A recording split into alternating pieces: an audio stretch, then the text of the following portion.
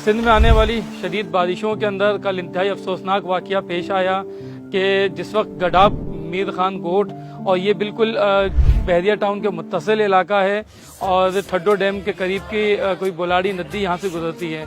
रात यहाँ पे एक पहर पे पानी का एक शदीद रेला यहाँ से गुजरा और इस पूरे गांव को जो है यहाँ पे उसके बहा के ले गया।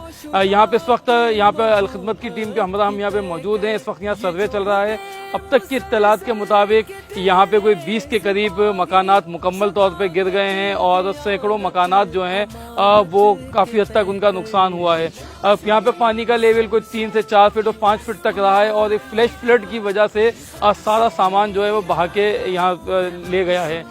यहाँ पे जो लोगों का जरिया माश है वो मवेशी हैं और यहाँ पे इस वक्त के कोई 50 से 60 मवेशी जो हैं वो हलाक हो चुके हैं और यहाँ के लोग जो हैं इस वक्त खुले आसमान के तले बैठे हैं। यहाँ जो है इस वक्त हम खिदमत की टीम यहाँ पे फौरी तौर पे पहुंची है। यहाँ पका पकाया खाना लेकर आई है और यहाँ पे जो मुतासिरीन को टेंट फराहम किए जा रहे हैं। की खिदमत ये आफत ज़दा बेसहारों की खिदमत, ये खल्क़े खुदा की ये प्यारों की खिदमत। सैलाबी जिले से जहाँ पर लोग मुतासिर हुए हैं, साथ साथ इस मीर खान गोट का एक प्राइमरी स्कूल है और मस्जिद है, यहाँ भी काफ़ी नुकसान देखने में आया है। इस वक्त हम यहाँ पे सर्वे मुकम्मल करेंगे और जैसे जैसे तफसीलात आती रहेंगी हम अपने इमदादी कार्रवाइयों का दायरे को बढ़ाते रहेंगे। बहुत शुक्रिया।